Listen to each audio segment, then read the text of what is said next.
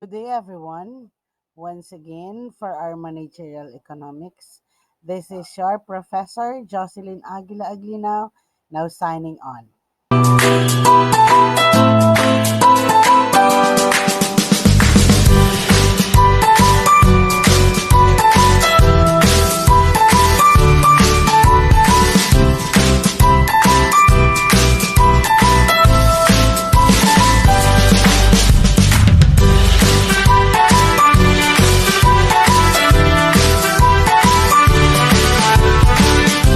Okay, guys, good morning or good day once again. Our discussion for today in Managerial Economics will deal with price and output determination. Okay, out the price and output determination, the equilibrium condition of an individual firm under perfect competition are to be studied under two heads. They are the short run equilibrium and the second is the long run equilibrium. Now, let's discuss first the short run equilibrium. A short uh, period has two major characteristics: the fixed production scale and no free entry or free exit of firm. Okay. The first one, the fixed production scale in the short period of a firm cannot change its scales of production. It has to increase its supply by utilizing fully the existing machinery and capital equipment. So it has to increase fixed and variable costs in such a period. While in no free entry or free exit of firms, in short, the short period no new firm can enter into the industry, nor an old firm can go out of the industry. So, the number of firm in the industry remains the same. So, the condition of a short run competitive equilibrium in such a short period of a period, there are two major conditions of equilibrium of the firm. The first one is P equals SMC, wherein the total profit of a firm became maximum at the output where marginal cost is equal to the marginal revenue. Under perfect competition, a firm is to sell all the unit and its output to the same market price. For this reason, the market price becomes equal to the firm's marginal revenue in this type of market. Okay? So, it follows that the total profit of a competitive firm become maximum at the output level at which P is equal to MC. So, the competitive firm produces an output up to this level. It may not noted that in equilibrium position, the marginal cost must be a rising one. Otherwise, there cannot be a stable equilibrium of the competitive firm. The second one is the short run P and SA, SAC, or the break even and shutdown points. Okay. How does it work? In a short run, the competitive price may be greater than SAC, creating excess profit as no new firm can enter the industry. Sometimes it may be equal to AC and then the firm earns just normal profit and in this point or what you call the P is equal to SMC equals to SAC is called the break even point as it equals TR with TC. Okay, again, sometimes the competitive price may even be less than average cost yielding loss of the firm, provided in this is i- provided it is greater than or equal to the average variable cost. In this next slide, look at this. If the market price is just equal to the average variable cost, the firm reaches what is called the shutdown point, unless the point improves or if the price goes below it. The firm will have a close down at this point. The short-run equilibrium output, the price of the competitive firm, is illustrated in this figure, yung figure 4. Okay, the price, cost, and output. It shows that the price OP1, kita nyo? Look at that. The price OP1, the demand curve being D1, D sub 1 or D sub 1 again. The competitive firm produces OQ1 unit of output because it in this output level of price, yung OP1 or Q1D1 is equal to the marginal cost Q1D1.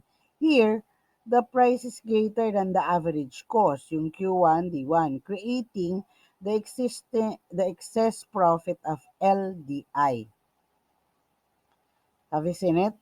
Is possible in a short run as no new firm can enter into the industry.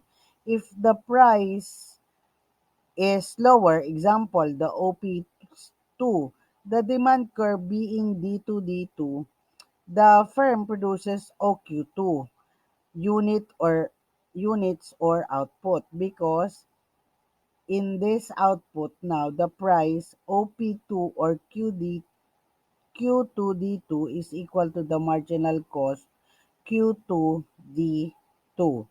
Here, the price is almost equal to the average cost Q2D2, given the firm only a normal profit. Such a point P is equal to SRMC or equal to SREC is known to us to the break-even point, the point without either loss or profit, the normal profit being ignored. Again, if the price is still lower at OP3, the price line being D3, the firm would produce OQ3 because of the output, the present price OP3 or Q3D3. Okay, is equal to the marginal cost Q3D3. Okay, but here the price is less than the average cost Q Q3T, okay, creating the loss of the firm. Such the price is possible in a short run as it fully covers the average variable cost or yung Q3D3. The point P equals AVC is called the shutdown point. A firm will shut down its business unless the position improves or if the price falls below the short run minimum limit of the average variable cost. Let's discuss the second, yung long run equilibrium. A long run equilibrium, a long period has to have also two characteristics: the variable scale of production and free entry or free exit of firm. So the variable scale production in a long run, a firm can change its scales of production. So it has to increase also the variable cost in the long run. The second one is the free entry or free exit of a firm. In a long run, new firm may enter the industry or the exiting firm can go out of it depending on the profit or losses. What are the condition? The condition of a long run equilibrium of a competitive firm. In such a long period, there are also two important conditions of equilibrium of competitive firm. One is A equals LM, and the second one is P equals LAC or the minimum. Let's go back to letter A, yung P equals LMC. Even in the long run, a competitive firm would produce an output up to the level of which price is equal to the marginal cost, which must be a rising one. Although the equality of P and MC is an essential condition of the long run equilibrium, it is not sufficient one. Another important condition is to be fulfilled for the stable long run equilibrium. And on the second one, the second condition is the long run competitive price must also be equal to the average cost. It is obvious due to the fact that in a long run, the total revenue of the competitive firm must cover its total cost. If the if the long run price is greater than the average cost, the firm will make excess profit, which will attract new firm to the industry. Okay. For this reason, the number of firms will increase. The total supply will be larger and the market price will fall into the level of average cost. So, the firm under consideration will incur a loss. As a result, some firm will lead to industry. The number of firm will be smaller, the market supply will fall and the market price will rise again to the level of average cost. Um, Thus, it is clear that the long run competitive price must be equal both marginal cost and average cost. And the firm is then able to make one normal profit.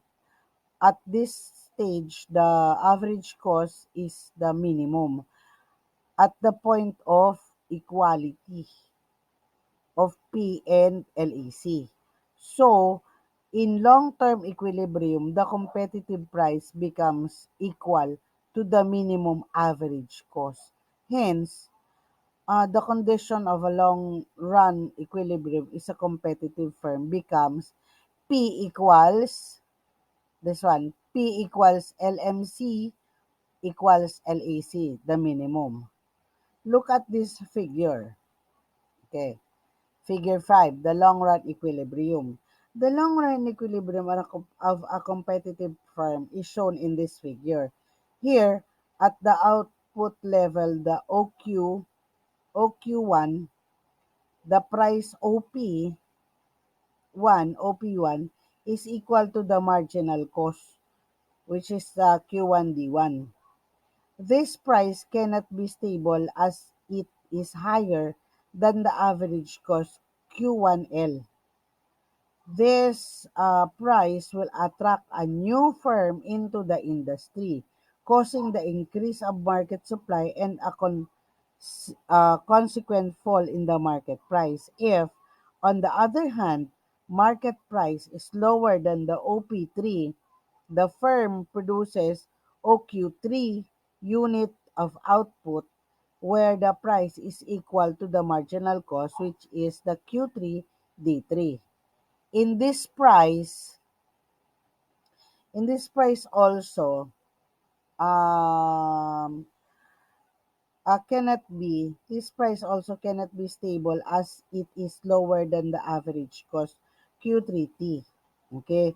But when the price of OP2 and the firm produces OQ2 and the price becomes stable as it is equal to both marginal and average causes Q2D2. Here, the average cost is the minimum. So the competitive firm attains the long run stable equilibrium position at the point of intersecting the three curves, the D, D2, D2, LMC, and LAC. Example, all the output level at which P equals LMC equals LAC is at the minimum. Okay. For our next discussion, we are going to have an activity regarding the approaches to profit maximization and the losses minimization. So you have to deal with the pure competition, the monopoly, the monopolistic competition, the excuse me, the oligopoly, and I'm going to give a case study after that. So for now, you have to know the said approaches for the profit maximization and the losses minimization with the aid of those four situation. And then I'm going to give you the case study. But for now, thank you. And if you are new to my channel, please subscribe and hit the notification bell so that you will be notified every time I'm going to upload my video. And to my students, I hope this video will be very helpful for you in any school you are in. I hope you are watching also for this video. That I hope it will help you a lot. Okay, thank you, and that's all. God bless. Bye.